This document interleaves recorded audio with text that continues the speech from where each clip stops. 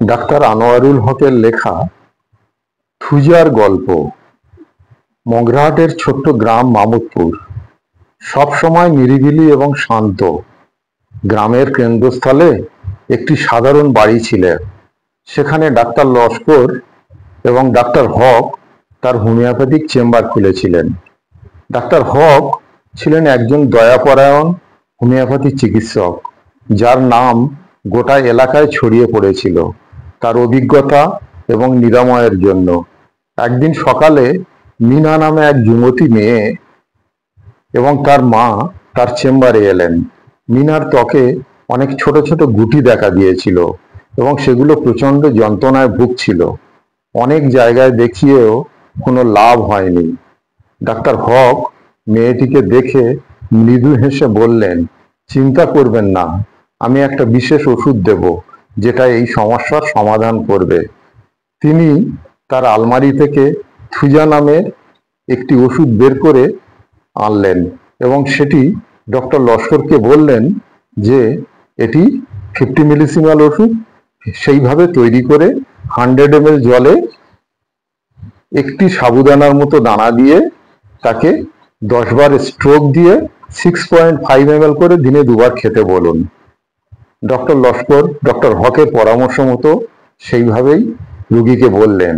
এটি ছিল 50 millesimal পোটেন্সির homeopathy ওষুধ, যা ত্বকের বিভিন্ন সমস্যার জন্য খুবই কার্যকরী। বিশেষভাবে ত্বকের আঁচিলের ক্ষেত্রে থুজা একটি উপকারী ওষুধ। মিনার মাকে থুজা দিয়ে তিনি বললেন, মিনার প্রতিদিন সকালে এবং রাতে 6.5 ml করে এই ওষুধ খেতে দেবেন। 1 সপ্তাহ পরে আবার আসবেন। মিনার মা খুব আশ্চর্য হয়ে ভাবলেন, এত ছোট একটি বোতল কিভাবে এত বড় সমস্যার সমাধান করতে পারে।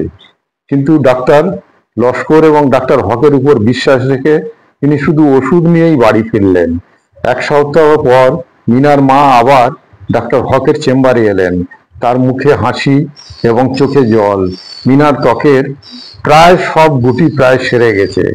মিনা এখন অনেক ভালো আছে। ডাক্তার লস্কর এবং ডাক্তার হক মৃদু হেসে বললেন, থুজা কাজ করেছে, তাই না? রিনার মা কৃতজ্ঞতার সাথে মাথা নত করে বললেন, হ্যাঁ ডাক্তারবাবু, আমি আমার মেয়ের জন্য আপনার কাছে অতি কৃতজ্ঞ। আপনারা আমার কাছে ঋণী হয়ে রইলেন। ডাক্তার হক মৃদু হেসে বললেন, আমি তো শুধু আমার কাজটাই করেছি মা। প্রকৃতির শক্তি এবং বিশ্বাস সবসময় আমাদের সাহায্য করে। এরপর থেকে মগরাহাটে মানুষ ডাক্তার হকের প্রতি আরো বেশি শ্রদ্ধাশীল হলো।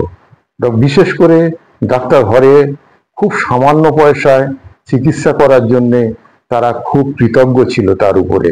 তারা জানতো আমরা যখন অন্যান্য ডাক্তারের কাছে প্রচুর পয়সা ব্যয় করে কোনো লাভ হয়নি, তখন ডাক্তার হক কেবলমাত্র সামান্য পয়সায় তার চিকিৎসা দিয়ে আমাদের উপকার করেছেন।